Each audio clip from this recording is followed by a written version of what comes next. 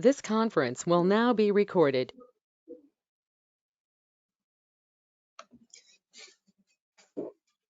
Hello everyone. My name is Srinivas. I have done already System Verilog UVM and IP verification training for some of the members who are part of this SOC training.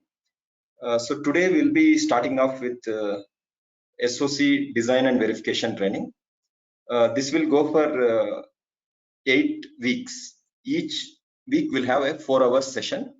It will be majorly focused on all the aspects of SOC design and verification flow. And as required, we'll bring in some practical aspects into the flow. But majorly, it will be theoretical focused, but you will get in-depth exposure to each and every aspects of the SOC design and verification flow. Just about myself, I am the founder and director of the VLSI Guru Institute. I have worked in the industry since 2005, and in 2019 I have left my job, and now I am a full-time corporate trainer. And along with that, I take care of the training activities at our institute, and I have a good expertise on System Verilog, UVM protocols, and even SOC flow. During my job, I have worked almost for 7 to 8 years in SOC flow. Hence, I have a good idea of the SOC flow. But during this training, there is always a possibility that one or two questions, few questions, I may not be able to give the exact answers. So I will always note down such questions where I am not able to give a satisfactory answer. I will check and will be getting back on those things. And I request everyone to make the session interactive and participate in the session. And in every session, we'll keep some question and answers towards the end of the session, so that I will be able to get an idea about how you're progressing with the course and how much you're able to follow the course. All that will be making part of the sessions. So before I start off, do you have any questions regarding the course structure?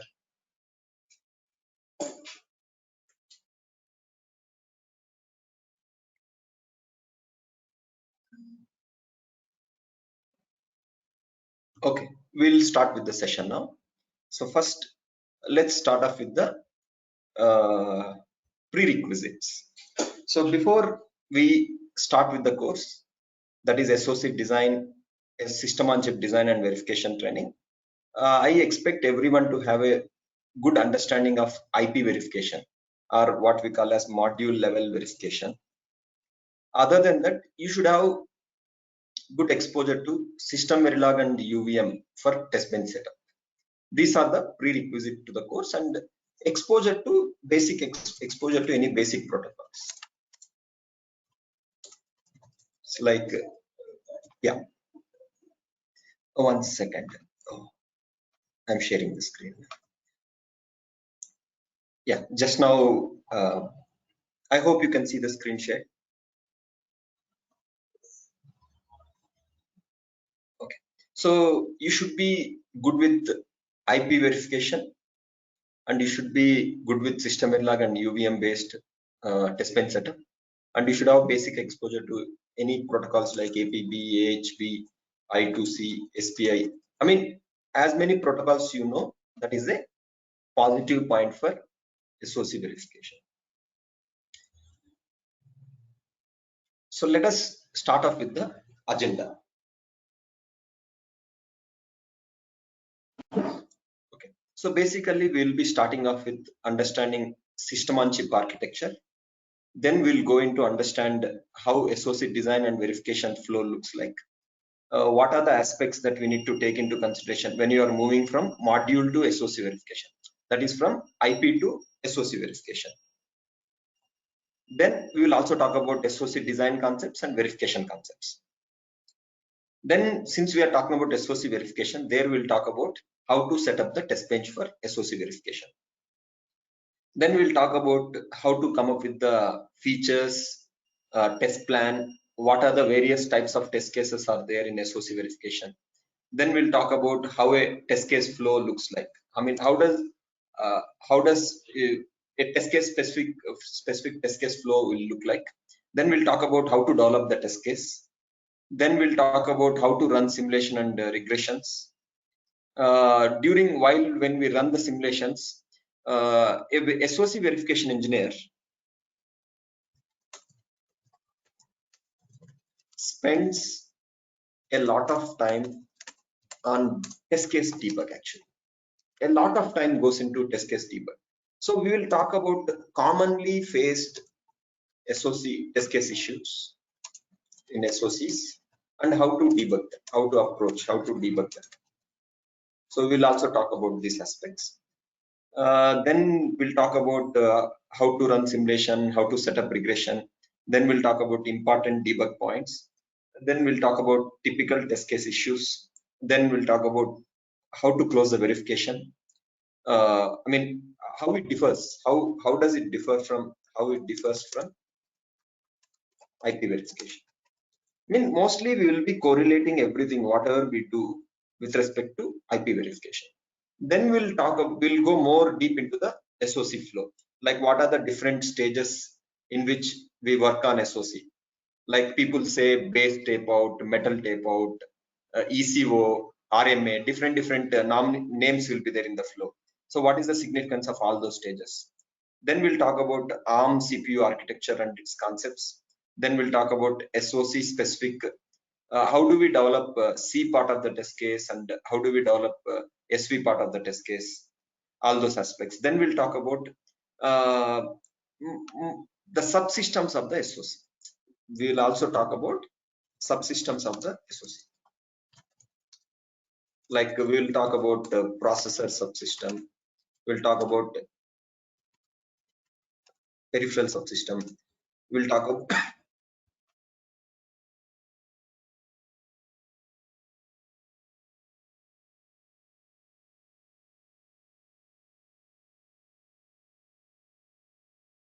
we'll talk about power management unit, power management block. Then we'll talk about clock and reset block.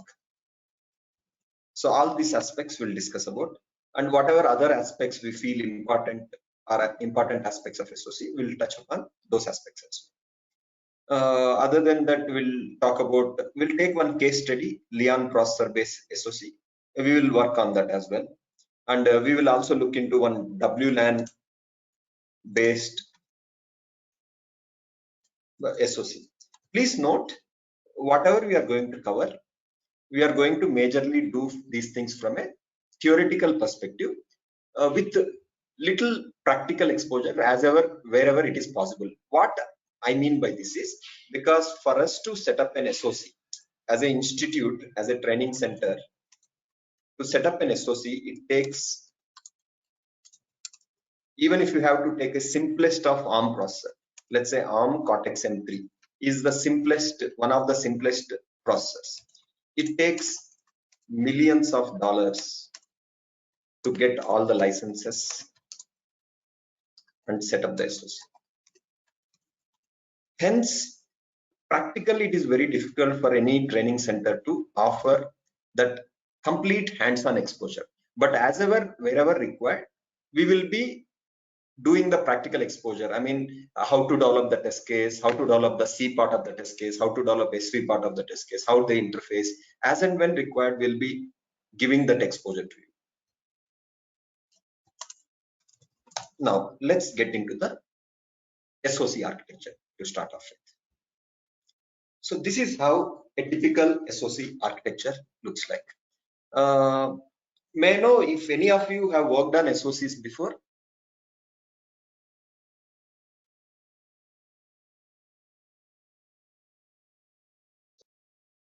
Yeah. Okay. You also have worked on SOC? Okay, fine. It's great. We will discuss, I mean, I'm sure your experience of working in SOC will be very useful for the training. So we can make the session quite interactive. So wherever you feel that there are few important aspects, you can join and you can add those aspects as well. Okay. So this is how a typical SOC looks like. See, if you get into SOCs, you will understand that there are many SOC platforms. You can say based on the technology, mobile SoC, server SoCs, then you can have networking based SoCs, then you can have some consumer electronics based SoCs. So there are various types of SoCs. We will touch upon all these aspects.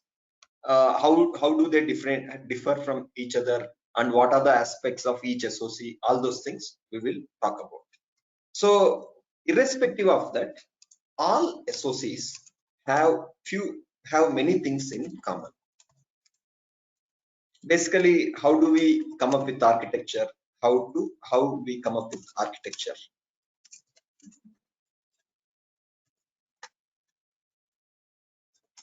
What are the common components in every SoC? There are many things which will be common across many SoCs. There are few application specific subsystems. SS means subsystem or IPs, which will be differing between the SoCs. We will talk about all those aspects as we go forward. Okay. Now, one more thing I want to tell here is, even though some of you have worked on SoCs, I assume that some other participants in the session may not have worked on SoC, may have only worked on IP verification. Hence, my initial few sessions could be very basic. I mean, they would be touching upon the very basic aspects of SoC design and verification flow. So please understand that since we are targeting this session for all the participants, so I will be touching upon those basic aspects as well. So which might be very trivial to some of the people who have already worked on SoC. Okay, let's come back to the presentation. We were discussing about SoC architecture. Typically, an SoC architecture consists of a CPU subsystem. You can see here a CPU subsystem which has got, how many cores are there in this CPU subsystem? Can someone tell me?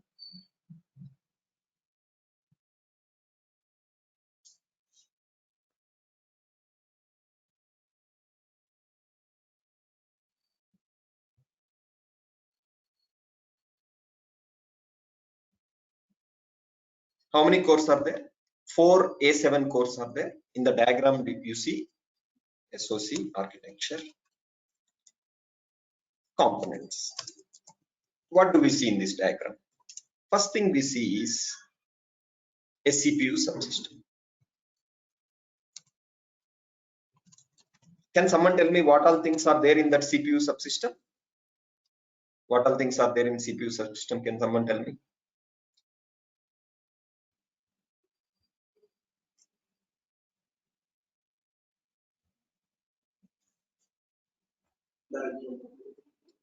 Basically, it has got 4 A7 processors.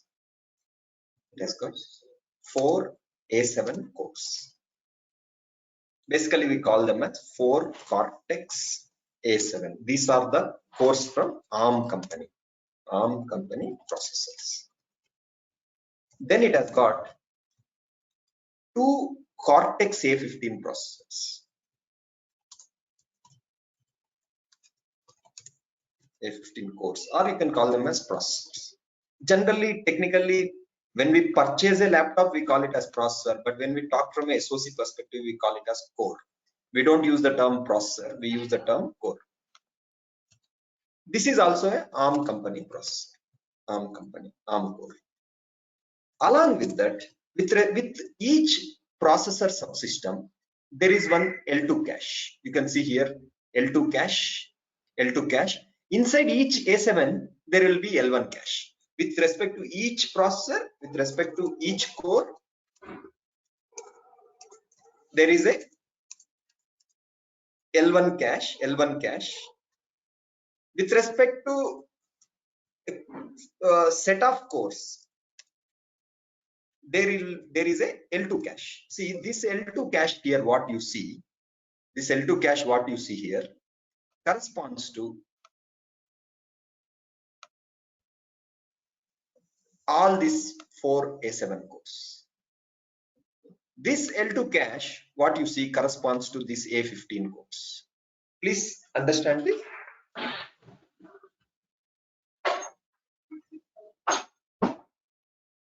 Yeah, do you have any questions here?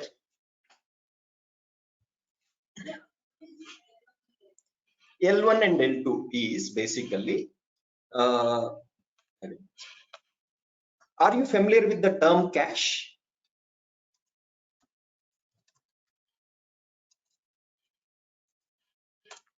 Are you familiar with the term cache? Okay, fine. I assume that you are not familiar. Let me explain what is a cache. Typically what happens, cache is a memory developed, cache is a type of memory which is developed using SRAM technology. If you see SRAM and DRAM, SRAM are very quick to access, but they require more transistors, more hardware basically to implement each cell of the memory. DRAM is slow to access, relatively slow, but they require fewer transistors to implement each cell of the memory. So in that context, SRAM provides a quick access, but it requires more transistors. So since it requires more transistors, it is more cost. It will be less cost.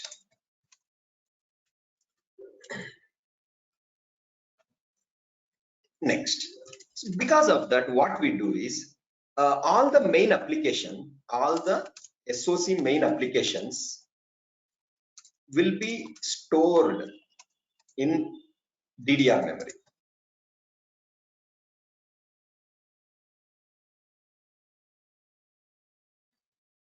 Or in the other memories like hard disk, MMC, SD card, SDRAM, SD card, different applications. But few applications which need to be accessed frequently,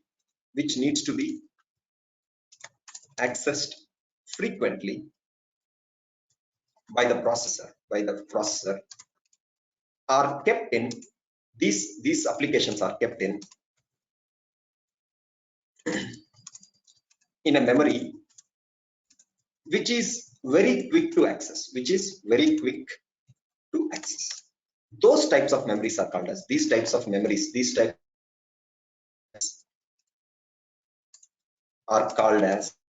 quick access memories, cache memories. Caches are divided into three categories.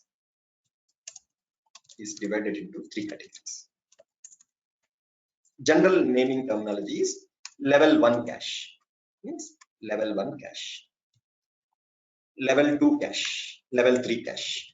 Level 1 is associated basically the SRAM memory associated with each processor, associated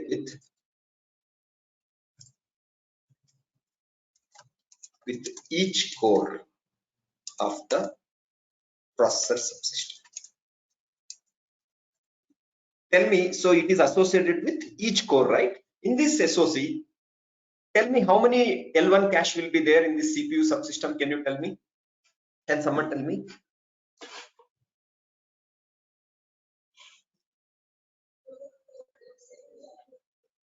6 will be there basically.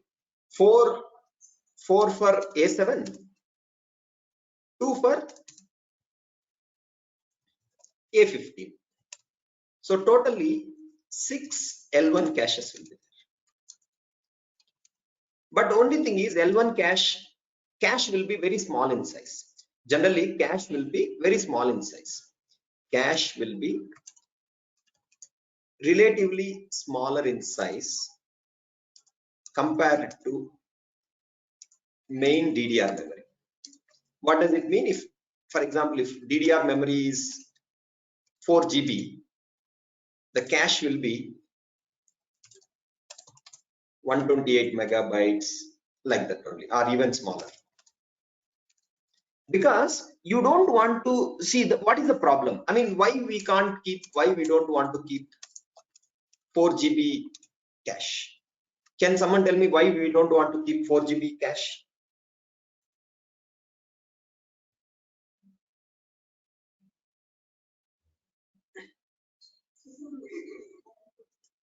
It will be very costly. The chip will get very costly. Implementing 4 GB RAM for implementing 4 GB cache, that is basically implementing 4 GB SRAM memory, will be very costly.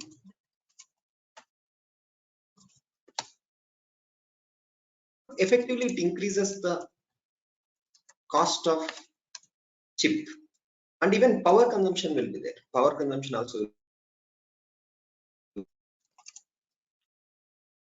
So what do? So we intentionally keep, we means who? Architect, the SOC architect, the person who develops the SOC architect will intentionally keep the cache to be of smaller size. It uses a concept of, basically cache uses a concept of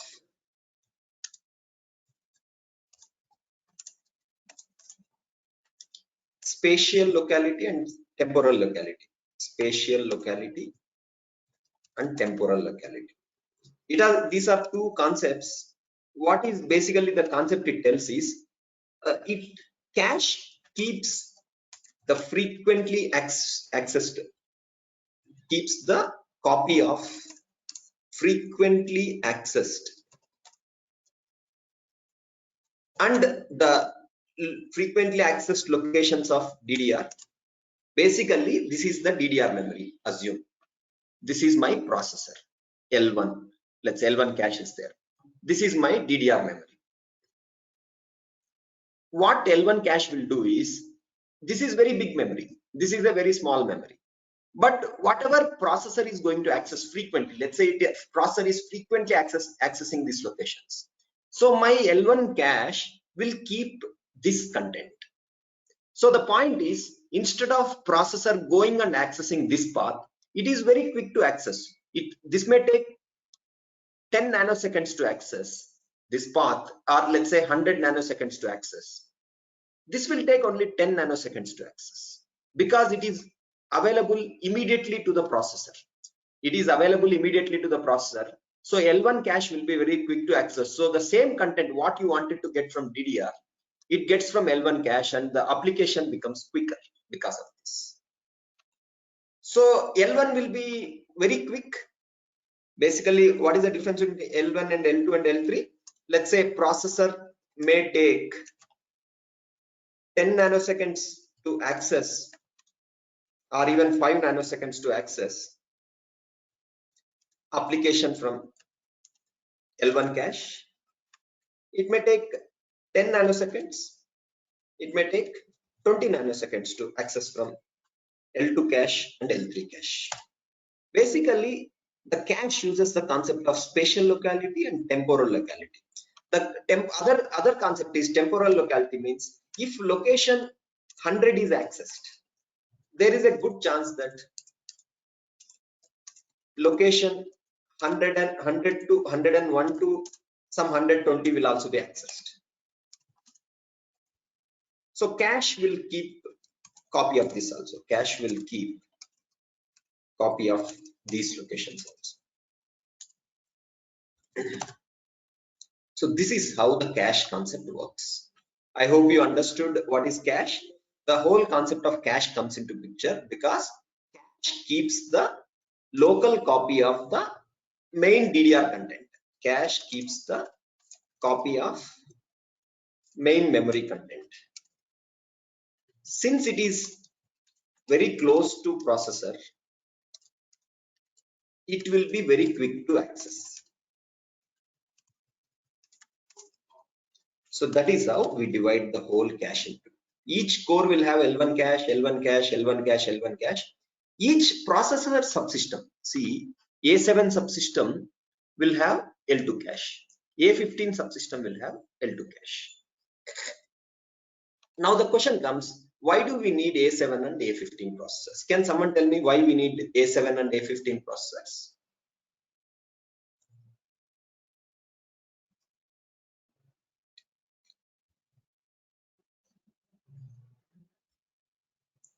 A7 processors are basically basic. I think before that, let me just give you one more introduction about ARM processors. ARM processors are divided into three categories: A series, M series, R series. How many series of processors are there in ARM processors? Three categories are there: A series, M series, and R series.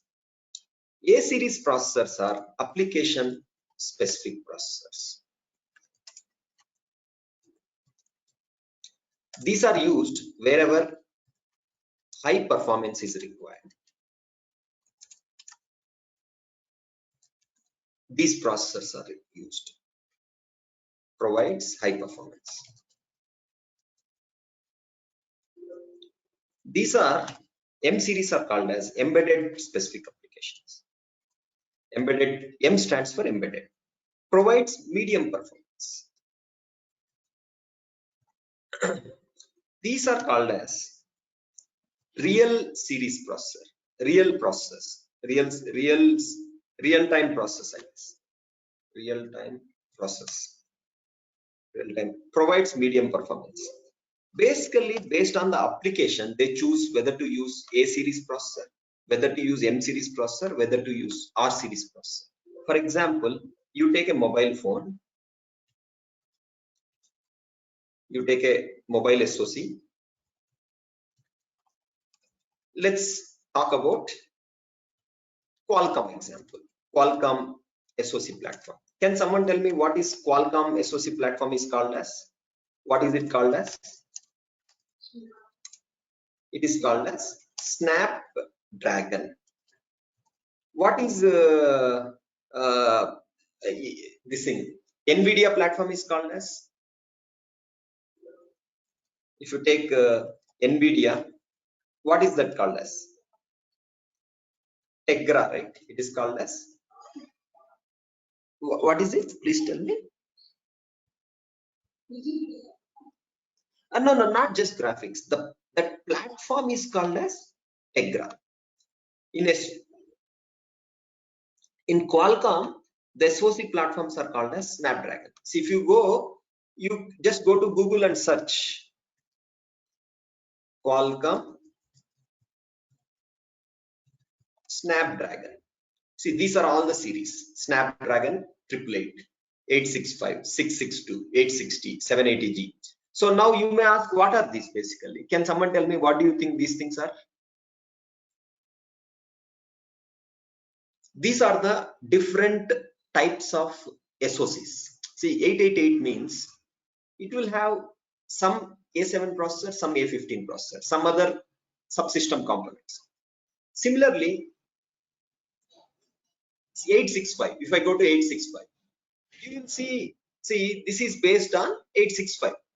This Samsung Galaxy S20 FE is based on Snapdragon 865. It will be, I think, very difficult. I mean, we won't be able to get the architecture. I mean, we may get architecture, but we won't be able to get too much details into it. So you can see here, what is Snapdragon 865 architecture looks like. It is based on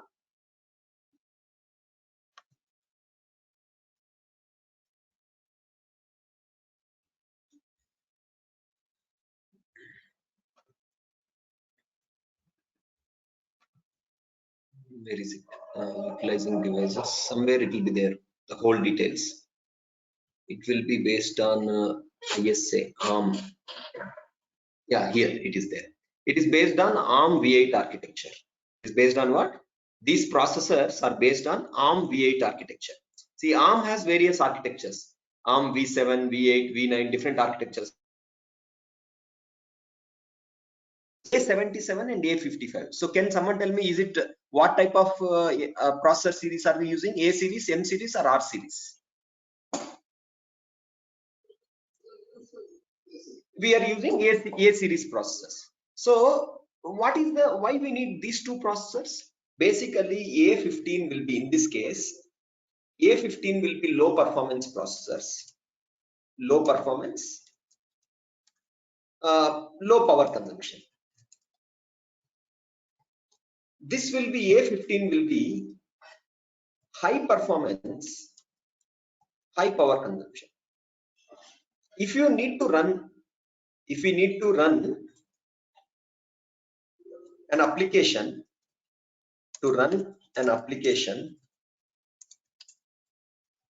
which requires very high performance, A15 processor will be used. To run an application which requires low performance, not very low, just low performance, but power saving is priority. Power saving is priority for us. Then A7 process will be used. So you will see, like, see here you are seeing A7, A55. What does it mean? Cortex A77 means it is a Cortex processor. Basically, Cortex is one type of processor, architecture, processor from ARM. A77 means application series. 77 means is the code name of the processor, code name of this specific processor or core. So in this case, higher the number, bigger the number, bigger will be the performance. Tell me, among A77 and A55, which is high performance one and which is low performance, which is high performance? A77, right? And A55 will be low performance. And you can see that it has got cache organization. See, I told 128 kilobytes, right? It's not even 128 kilobytes actually. It's a very big number I told. It will be 1 megabyte or even smaller actually. Cache will be very small, 1 megabyte or even smaller. You can see here in the Snapdragon 865, L1 cache is 128 kilobytes. L2 cache is 512 kilobytes. So that is how small is L1 and L2 caches are. And it is talking about what is the process that is used. 7 nanometer. I don't think it won't be CMOS, it will be FinFET technology. I believe it is not a correct thing. It should be FinFET technology. The word size, the processor word size is 64-bit. It has got 8 cores, 4 Cortex A77, 4 Cortex A55. Basically, the Snapdragon 865 will have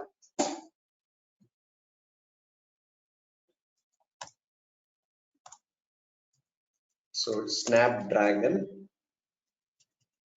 865 will have 4 Cortex A77 cores and 4 Cortex A55 cores. I told you already, right? This will be used when high performance is required. This will be used when low performance is required.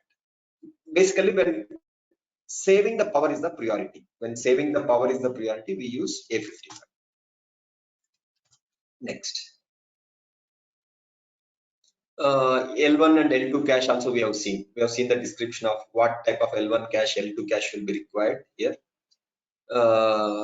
See, based on what Cortex is used, they are giving the L1 and L2. See, for A77 subsystem,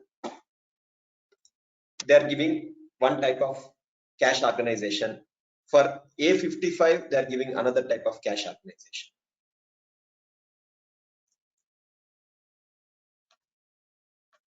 Next, memory controller, different aspects they are mentioning about the memory controller, everything. So what kind of DSP processor is used? It is using Qualcomm's Hexagon 698 DSP, and it is using a GPU from Qualcomm itself, Adreno 650 GPU. So 650 is the version of the Adreno, and who has provided it? It is provided by Qualcomm itself. So it is telling what frequency does it work at. This GPU works at 250 megahertz and the burst frequency is 600 megahertz. So like this, they provide all the details related to camera subsystem, how the connectivity works, how does Wi-Fi works, what is the standard used for Wi-Fi, what is the standard used for Bluetooth, everything they provide. Even they will provide information about what frequency this SoC will work at. So this will work at 2840 megahertz. This Snapdragon 865 will work at what frequency? It was at a higher side, it works at 2840 megahertz. Can someone tell me what is limiting us to work only at this frequency? Why can't it be 4000 megahertz? Can someone tell me?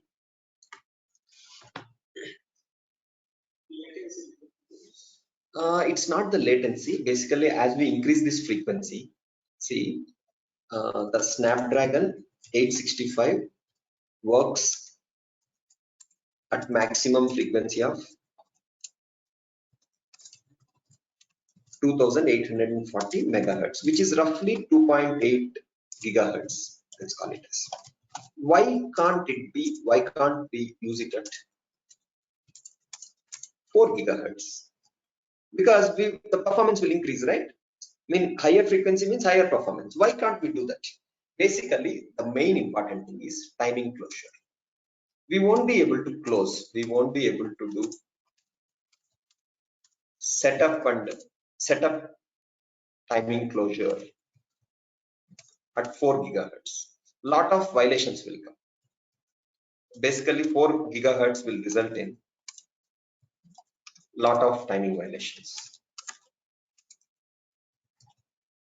which if we can't resolve timing violations, it will result in metastability. So the chip enters into unknown state of operation.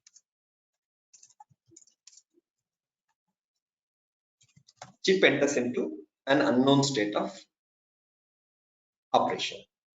Because of that, they limit it to specific frequency where they're able to close the timing. See, the physical design team would have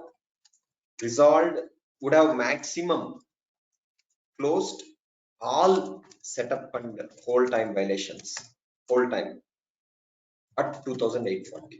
They can't, basically, as the frequency increases, the time period reduces. It makes it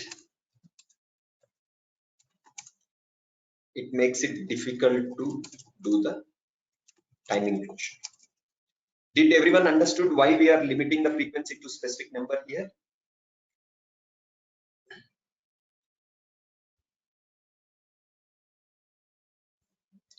Okay. Yeah. Now let's get back to the presentation. So what all things are there in the SoC architecture? We were basically originally we were listing down the components of an SoC architecture. SoC components. So what all things are there? Processor, subsystem.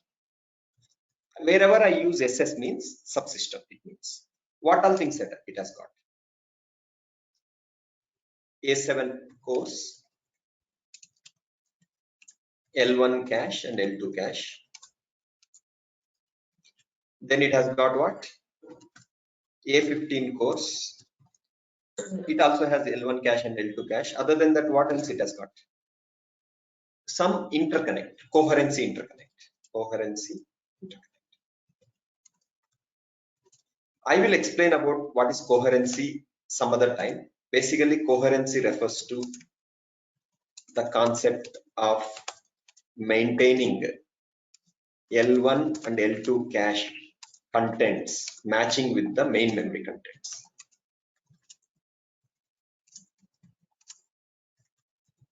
So how is coherency is implemented? We will discuss that in the later part of the session.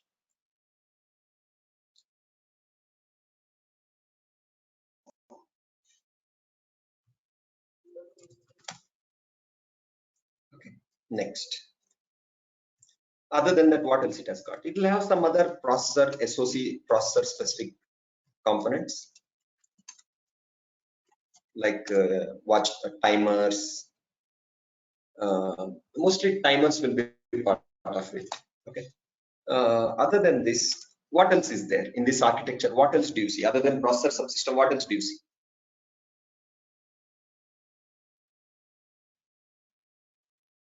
Can someone tell me from this architecture diagram, what else do you see in the SoC architecture?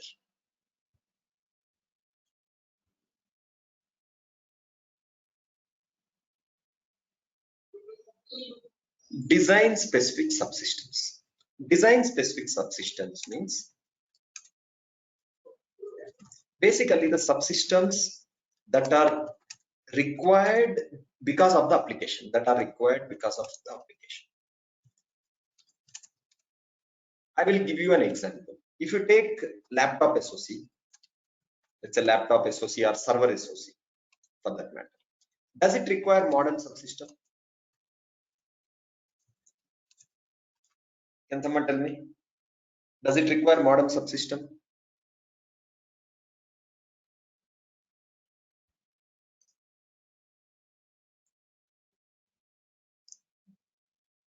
No, right? It doesn't require. Whereas if I take a mobile SoC, does it require modern subsystem?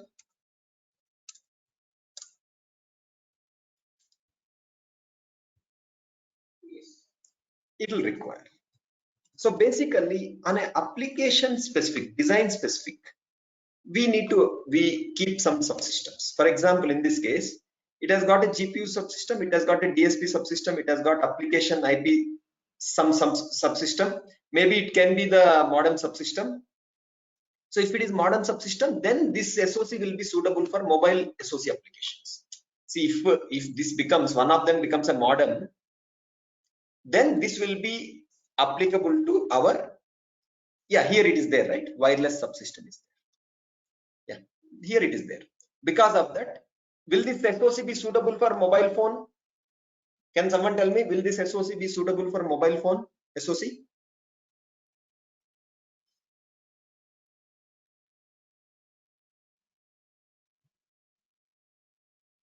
Yes, it will be suitable because it has got the things that are all required for a mobile operation, mobile phone operation. Going back to this, application design specific subsystems are what? GPU subsystem. What else? DSP subsystem. Some application IP specific application IP subsystem. Other than that, some blocks like AES encryption blocks, 2D GR, 2D graphics basically, I think.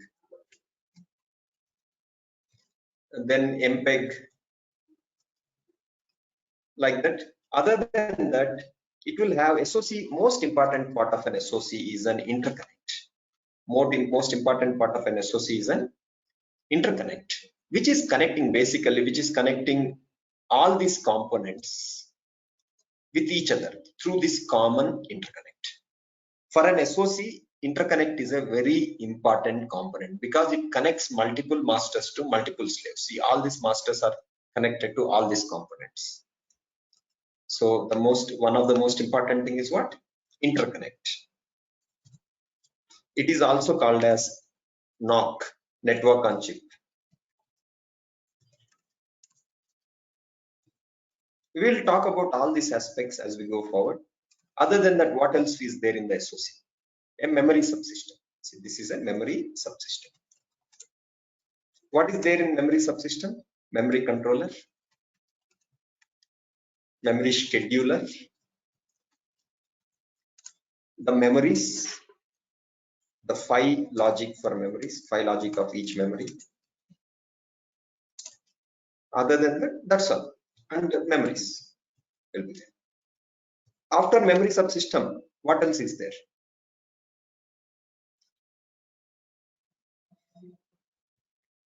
High speed peripherals.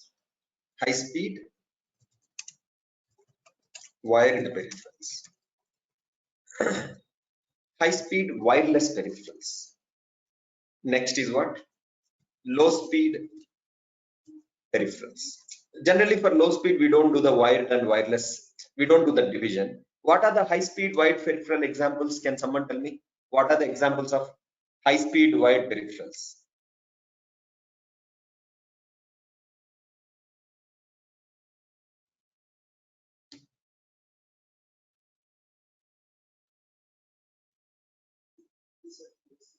PCIe, USB, these are all examples of, even SATA, UFS, these are all examples of high speed. Can someone tell me what are the examples of high speed wireless peripherals?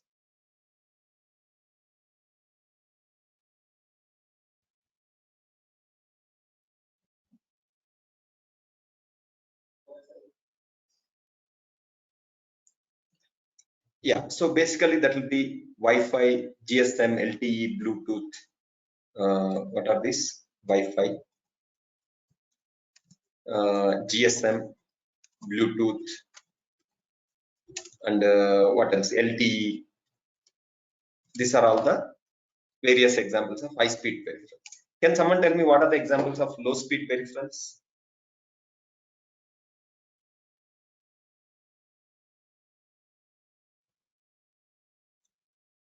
SPI, I2C, I2C. Then what else will be there?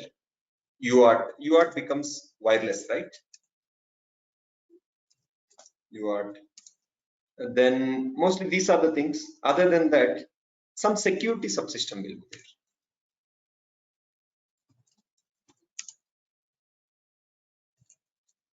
What are there in security subsystem? Crypto block will be there. Some RSA, PSS certification engine. Then it has got IO peripherals. Basically, this is nothing but low speed peripherals or IO peripherals. What else are there here? HDMI, MIPI, display, PMU, power management unit in this case, JTAG. So like these various components will be there. And let me call them as IO peripherals. Let me give a separate category to them.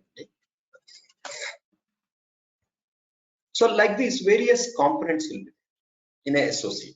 So this is collectively what we call as a system on chip. I hope everyone understood what makes an SoC architecture. Now let us go ahead and understand what does an SoC stand for. What is an SoC? SoC basically stands for system on chip. It integrates all the components of a system into a single chip. Basically, those components can be divided into digital components, analog components, and mixed signal components. SoC designs reduce integration risk by ensuring that all the IPs work together. So you are manufacturing a chip, single chip, which will have everything integrated. You don't have to make a processor chip, you don't have to make a GPU chip, you don't have to make a DSP chip and connect them. Rather, this whole thing gets manufactured as a single chip. So that ensures that we don't have any integration risks associated with the SoC development.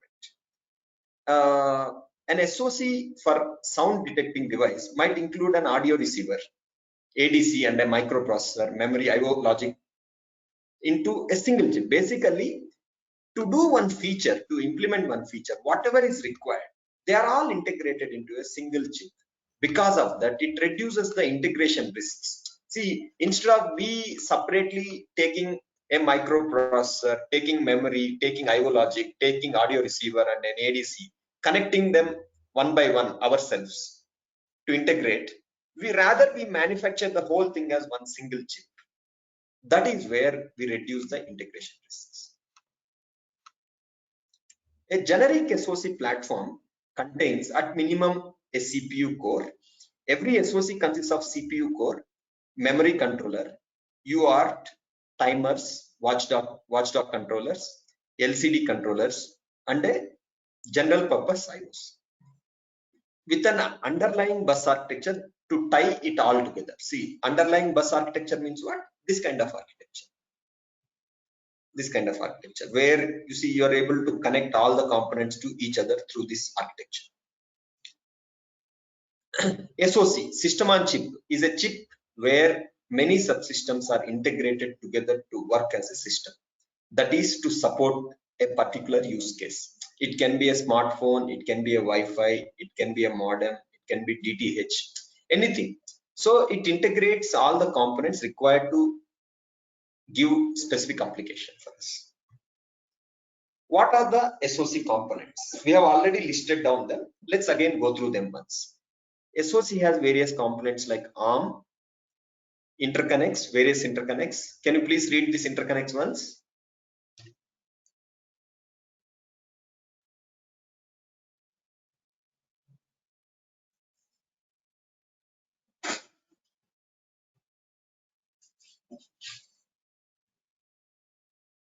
It has got various interconnects like L1 interconnect, L2 interconnect, L3 interconnect, L4 interconnect. Means if you go to one company, if you go to one,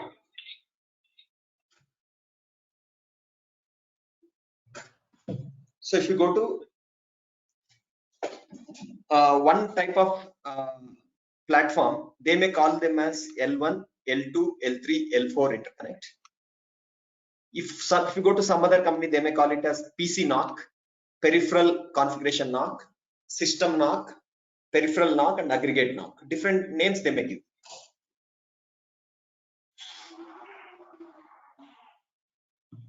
Other than that, it will have power management block, analog and digital components. Like digital components can be processors, they can be interconnects, they can be controllers, various controllers like USB controller, PCI Express controller, DDR controller, SD card controller, and it can have analog components like PLL, DAC, digital to analog converter, analog to digital converter. Other than that, SoC will have DMA controllers, and it will have clock and reset block, It will have GPIO subsystem. Can someone tell me what does GPIO stand for?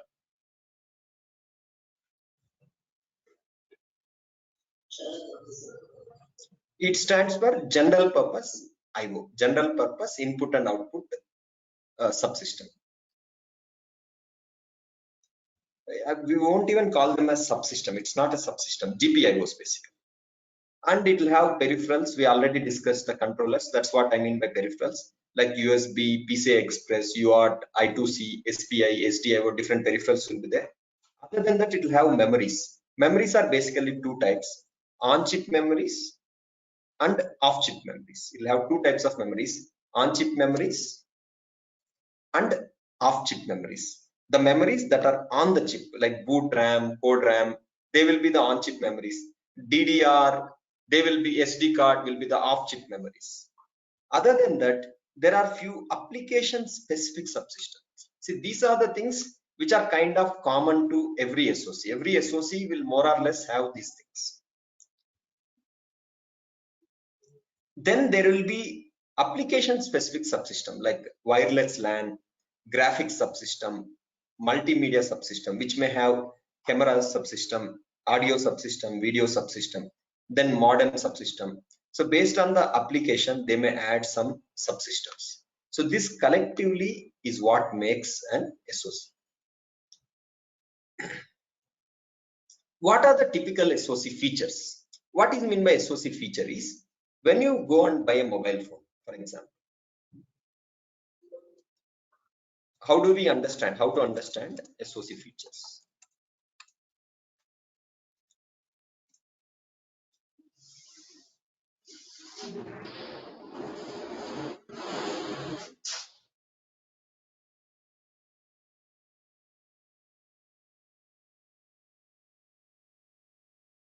Okay, how to understand SoC features? Basically, as a consumer, when you buy a mobile, when you buy any electronic device, or example mobile phone, what do you look for? What do we look for? Same things is what we call as same things at a very minute level. If you list down at very minute level, is called as SOC features.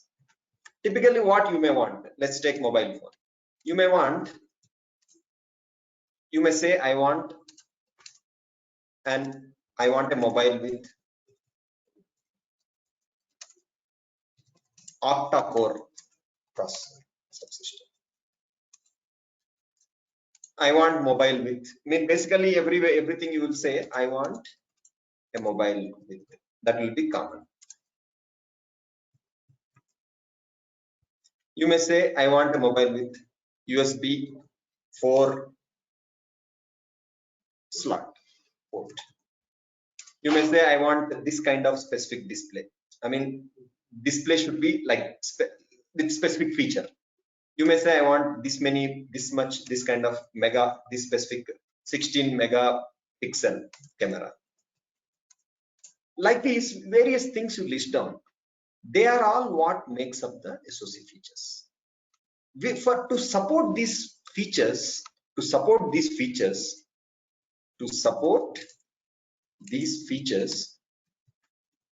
SOC architect, the person who works on coming up with the SOC architect, comes up with SOC architecture by choosing subsystems which support these features. For example, you may say I want 5G mobile, 5G feature I want. So then he can't use the normal LTE. We can't use normal LTE, right? They need to use a Wi-Fi subsystem or the modern subsystem which is compatible for 5G technology. So basically, accordingly, he comes up with all the components, basically subsystems and IPs, which are meant, which will fulfill the above feature requirements. Then comes SOC integration. SOC integration is nothing but the same diagram at a very minute level.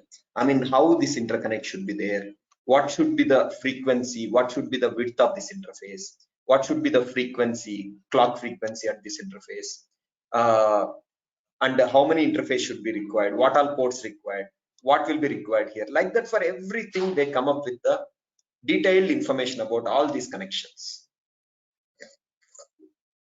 A direct connection, you see there is a direct connection from processor to memory. For everything else, it is going through interconnect. For all the other things, it is going through interconnect. But only if you see here, there is a direct connection between processor and memory subsystem, because many times we want processor to quickly access the memory contents. So instead of going through this and this, it will be very slow. Rather, we directly have a path. So these kind of things is what an architect does. He comes up with a very detailed architecture of how each thing should be connected. See, for example, you may say, what can be the architecture change? He might have connected, instead of connecting this HDMI here, it is possible to connect HDMI here. Instead of connecting display here, he might have connected here. Why he didn't do? There is a specific reason, because these things probably don't require very high performance, whereas these things require very high performance, which is directly connected here. So I'm just giving an example. So like this, there can be many requirements. He will understand what is the performance requirements, what is the power requirements, all those things. Accordingly, the architect comes up with a specific architecture. I hope this is clear to everyone.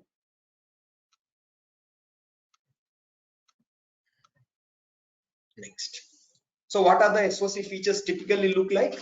What should be the process? Okay, we are going to work on 7 nanometer technology. Basically the whole SOC should be built using 7 nanometer technology. Okay, what kind of CPU subsystem I need? It should be an octa-core. 4 cores, but one fact I will tell you here. Okay, we may buy, see, octa-core is only like a ornamental purpose. What do you mean by ornamental purpose? Is in real life, In real life, even if we have octa-core SoC, octa-core processor mobile, we will never have all these cores working at the same time.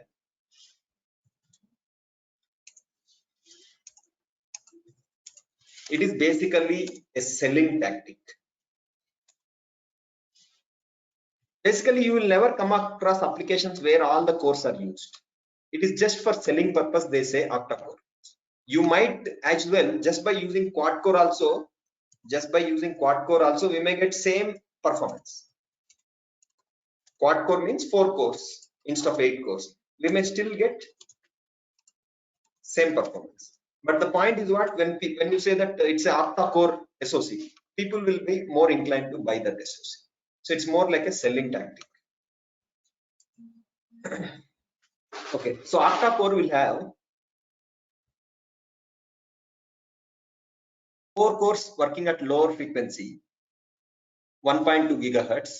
These are the power saving cores, and 4 cores working at higher frequency, that is at 2 gigahertz. These are the performance specific cores. They give the high performance. Basically, these cores are used for launching the applications, configuring the other subsystems and IPs. So if you go back to this diagram, if you go back to this architecture diagram, this is also having a processor. See, GPU subsystem also has a processor. This DSP also has a processor. Do you agree with that? GPU will have one GPU specific processor. DSP will have one DSP processor. This will act like a primary processor subsystem. Primary.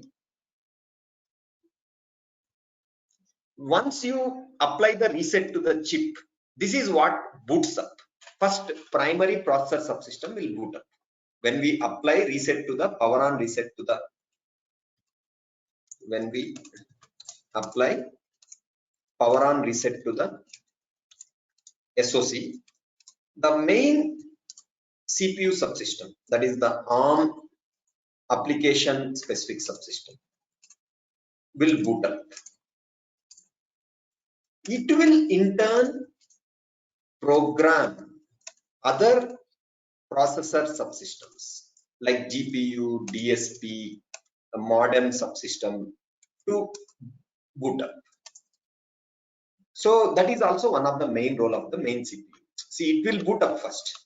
It will do the required programming. Basically, the main CPU subsystem will do the required programming to boot up other processor subsystems as required. It's not like immediately everything will happen. No, only if required, it will do the programming and it will boot up other processor subsystems. I hope this is clear to everyone. So this is how we call it. Other than that, if the SoC is targeted for mobile application, mobile phone applications, we go with modern. There we choose, do we need 4G LTE or do we need 5G technology? What do we need? Accordingly, they use that specific blocks, that specific type of model. Now, what memory do you want? Do you want LPDDR4 or do we want LPDDR5? Accordingly, they choose what memory to use. If it is LPDDR4, how much RAM to use? 4 GB RAM to use. Display, what type of display technology do you want? Video, what type of video technology do you want? Camera subsystem, what type of features you need? Audio subsystem. Wireless, what technology do you need for wireless LAN? What technology do you need for Bluetooth? For graphics, again, what type of graphics processor you need? I mean, what version of GPU do you need? And again, for peripherals also, for everything they come up with what do we require to fulfill these features, and we put together all these components to come up with the SoC architecture. When I say we, it is the SoC architect who is doing all this work.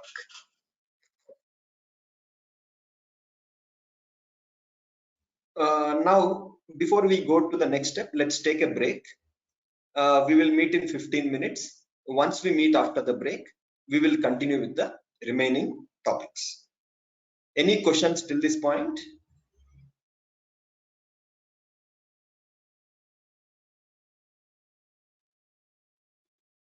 So we will meet in 15 minutes.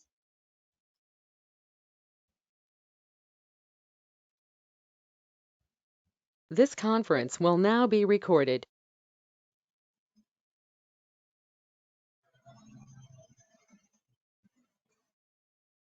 So let's start with the session now.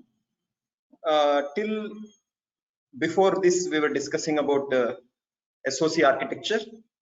Then we discussed about what is an SOC. Then we discussed about the different components of an SOC. What are the essential components, common components that are common to SOCs. Then we talked about application specific subsystems and IPs. Then we talk about what are the typical features of an SOC. Now let's talk about some more minute aspects of SOC flow, like what documents will be required for any engineer working on SOC design verification. The documents required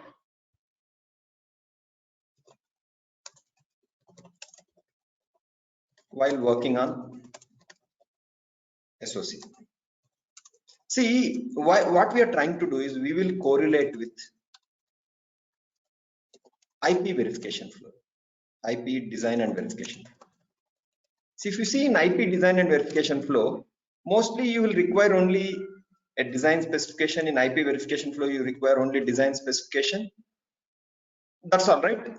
You don't really require too many other documents other than design specification. This would be sufficient. Whereas for SOC flow, you need so many documents. You need so many documents actually. You need a document which explains the complete design architecture. This document will give the complete design architecture. It should talk about the voltage and power clock domains in the design. It should talk about the memory mapping. It should also talk about the transaction matrix spreadsheet. What is meant by transaction matrix spreadsheet?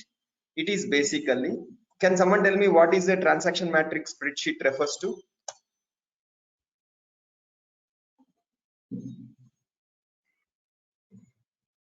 SOC consists of many subsystems and IPs connected to each other using interconnects. Different types of interconnects that we listed down: system NOC, a peripheral NOC, a peripheral configuration NOC, etc. Like that, various NOCs will be there. NOC stands for network on chip. So this transaction matrix will tell which subsystem can access which other subsystems, which subsystem can access which components of the SOC. For example, it will tell that CPU subsystem can access everything. So my transaction matrix is like a spreadsheet. It will tell CPU subsystem can access memory controller. It can access subsystem interconnect. It can access wireless subsystem. It can access crypto subsystem. Let's say it is not able to access this block. It will tell that it won't be able to access RSA block. So it will that kind of spreadsheet. It's like XLS, which will tell what can access what cannot access other components. For example, GPU is there. Let's say GPU can't access Wi-Fi, for example. So my transaction matrix will tell me that GPU subsystem won't be able to access the Wi-Fi. Like that, it gives a spreadsheet where we know what can access what, and it will also tell which components are subsystems a specific subsystem can't access. It will give us all the details. These will be required as part of verification. I mean, if something is not accessible, you don't create that scenario. Let's say if one specific access is not possible, is not supported, we don't create that test. We don't create that scenario as part of test development. I hope you are understanding what is the significance of transaction matrix. Can someone tell me what is the information we get out of transaction matrix? What is the information do we get out of transaction matrix?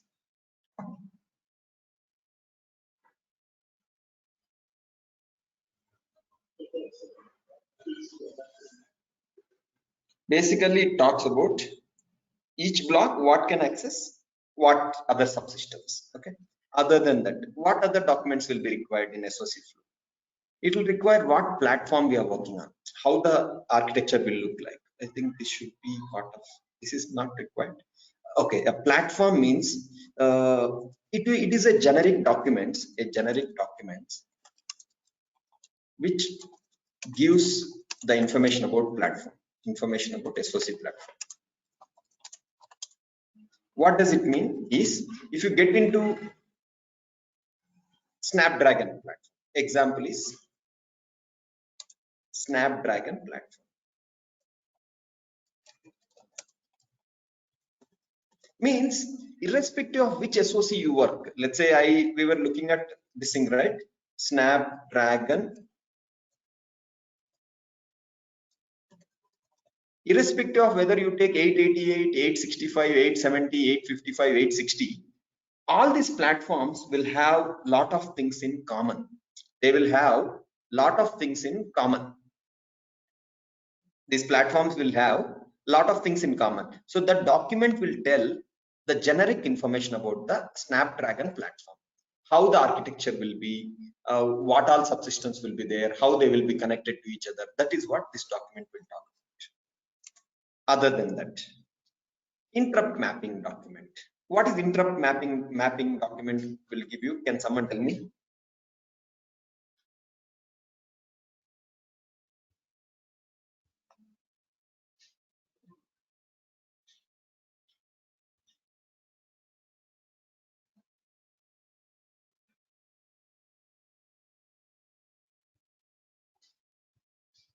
Can someone tell me?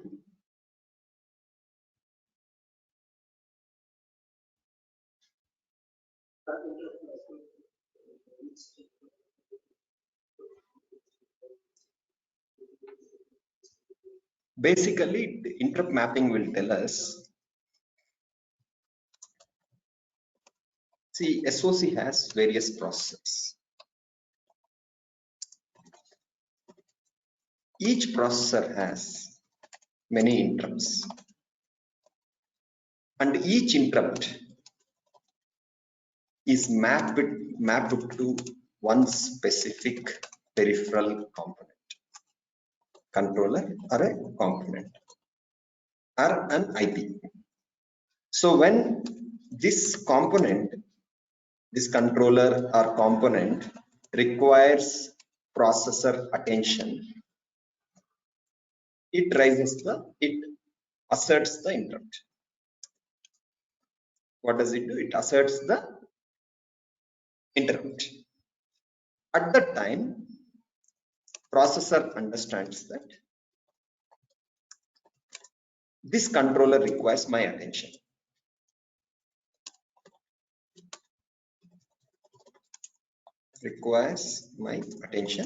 So it implements something called as interrupt service routine to service it. Interrupt service routine to communicate with the component, with the controller. Now what happens is, one processor I have, let's say, it has got many interrupt lines. Let's say 64 interrupt lines. One interrupt is mapped to memory controller. One interrupt is mapped to USB controller. One interrupt is mapped to PCI Express controller. One interrupt is mapped to, let's say, DDR subsystem. Like that, they would have mapped. This concept of giving one interrupt to memory controller, one to USB, one to PCI Express, one to DDR, one to SPI. Like that, this kind of mapping is what we call as interrupt mapping. If USB requires processor attention, what it will do is it rises this interrupt. What it will do, it will make it 1. So my processor will understand that an interrupt is coming from USB, and it will figure out that, okay, USB requires my attention. So it will do something called as interrupt service routine to communicate with the USB. Is this clear to everyone? What is meant by interrupt mapping? So the document will tell, the interrupt mapping document will tell, document gives information about, provides information on how these are mapped, how the processor interrupts are mapped to various controllers, various peripherals. Do you understand why we need interrupt mapping? Okay. Other than that, we require something called as IO sheet, pad muxing. IO sheet, which gives information on, provides information on pad muxing. Can someone tell me what is pad muxing refers to here? What are we talking about when we say pad muxing here? Yeah, basically, yeah. If you take any chip, let's say this is our chip.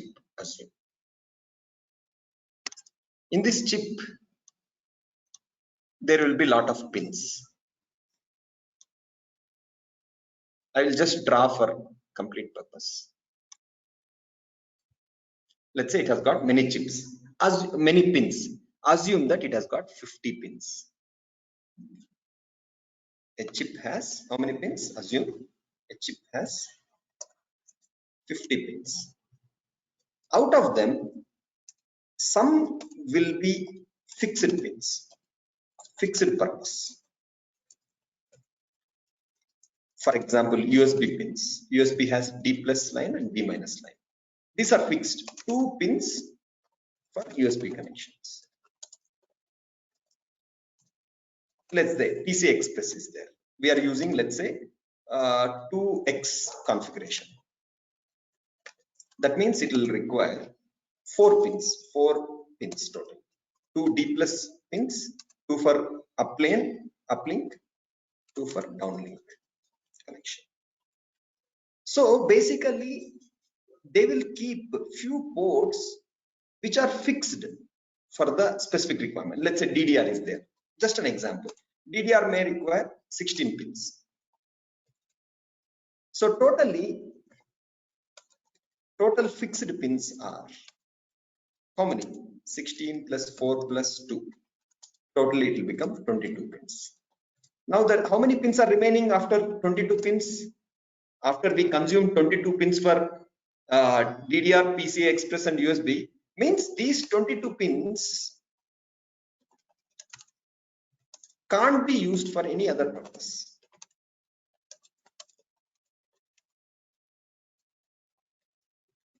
How many pins are left after using these 22 pins? Can someone tell me?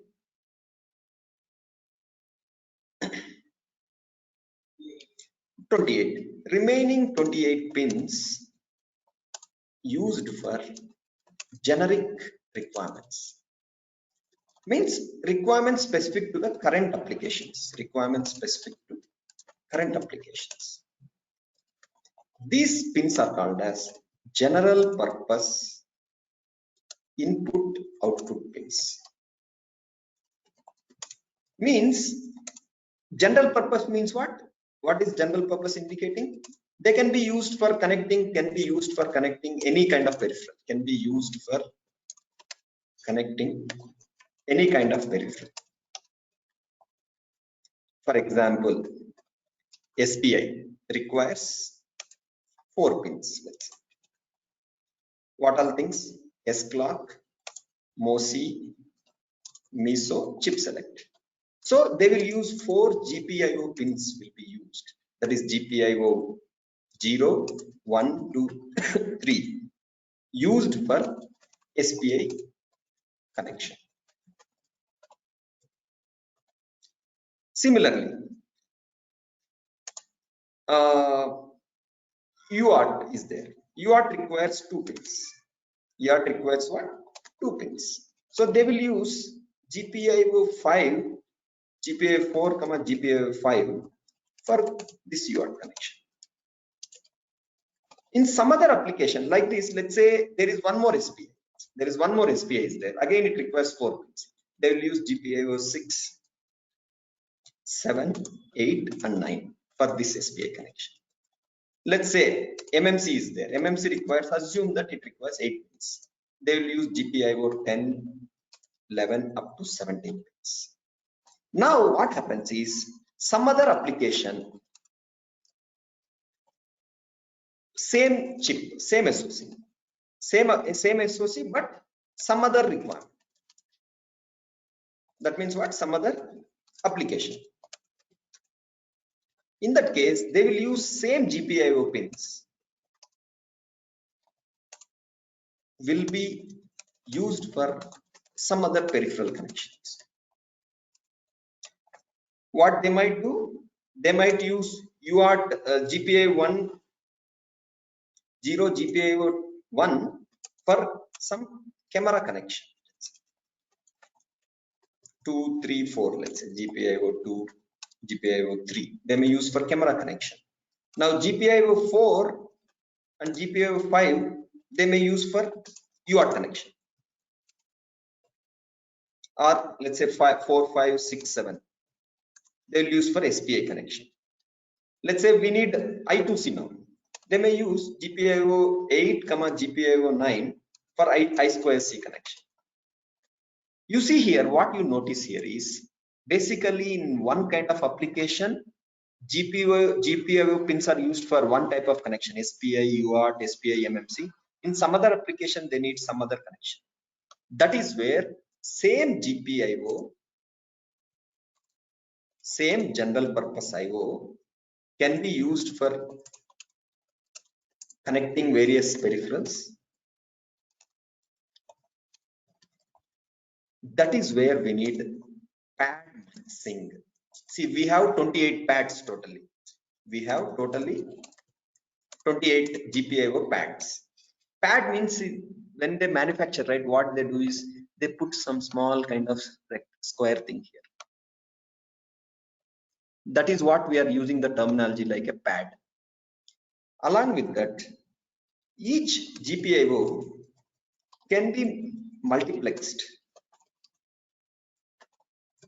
to work for various peripheral connections.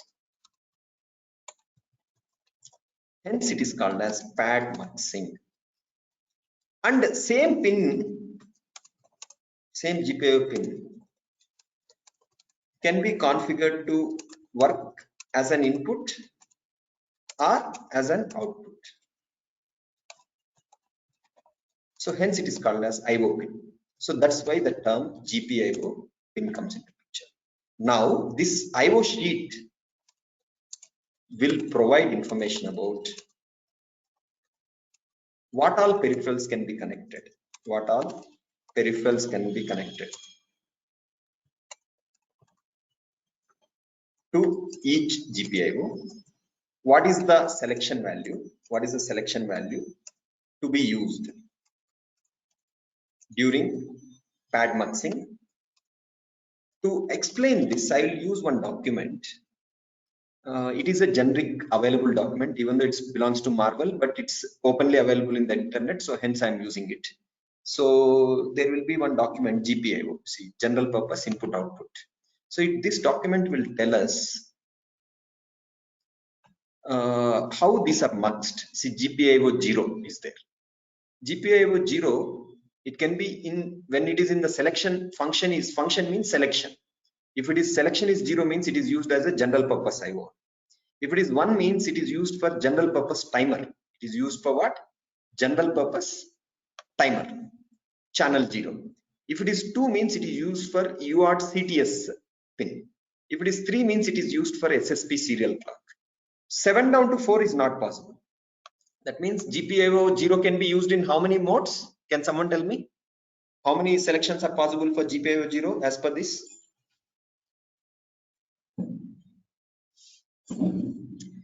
4 configurations are possible. Okay. Now same way, GPIO 1 has these 4 possible configurations. Similarly, GPIO 2 has 4 possible configurations. GPIO 3, GPIO 4. See, GPIO 5 it is differing. See, earlier it was different connections, right? You see here GPIO 4 is again differing. GPIO 4, GPT, I2C, audio clock. See, they are used for different purpose. GPIO 6, like that. For every GPIO, they give this kind of document. This is what we call as IO sheet, IO configuration sheet. In this case, it so happened that it's 842 pages, so it has everything in it basically. But in some other cases, they will give as a separate document. This becomes a separate document. IO sheet becomes a separate document for us. Is it clear to everyone? Other than that, there will be a document called as HDD, which stands for Hardware Description Document, which is again nothing but a finer details of the design document. What all subsystems are there, how they are connected, everything it talks about. Hardware Description Document. Then you need to have test plan from the previous project. Whatever, see, generally SOCs always works in the revisions. See, SOC work always, SOC development always happens in revisions.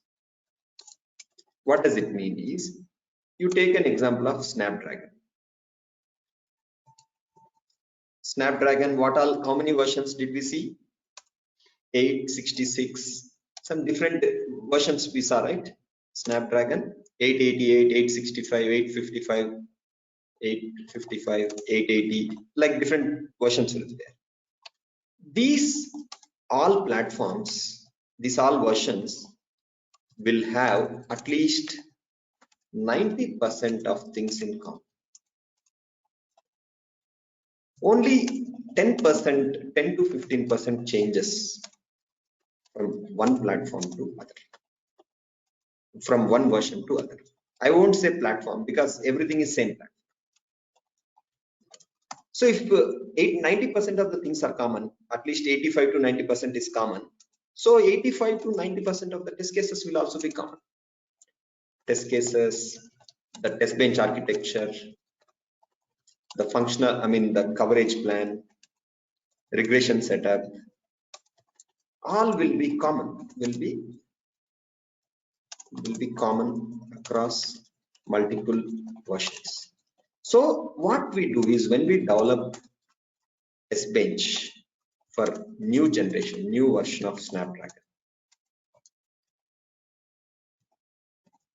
we also develop, reuse the existing test bench, test plan, features, regression setup, everything for that matter. Even many documents are reused. Many documents are also reused. That is what we mean by that. Test plan from previous project is taken, then we add new features, and for that we add the required tests. So we update these documents. Documents can be anything like test plan, verification plan, everything, right, is updated for this update these documents for the new features added in the new version of the SOC.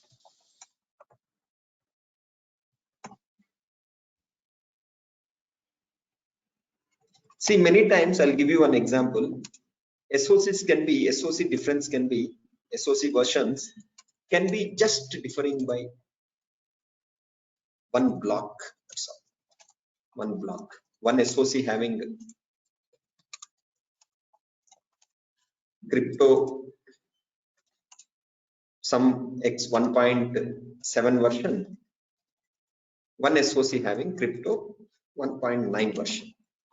That's all. It is probably because the customer, OEM, original equipment manufacturer, that is the final company which manufactures. Let's say LG is using, example, okay. Original, OEM stands for what? Original equipment manufacturer. Let's say LG is the final one. May want the crypto 1.7 version. Some other OEM, let's say example Samsung. Assume that Samsung is also using Snapdragon for one of their chips, mobiles. May want crypto 1.9 version. Everything else remains same across both the chips. These two become two different SOC verifications.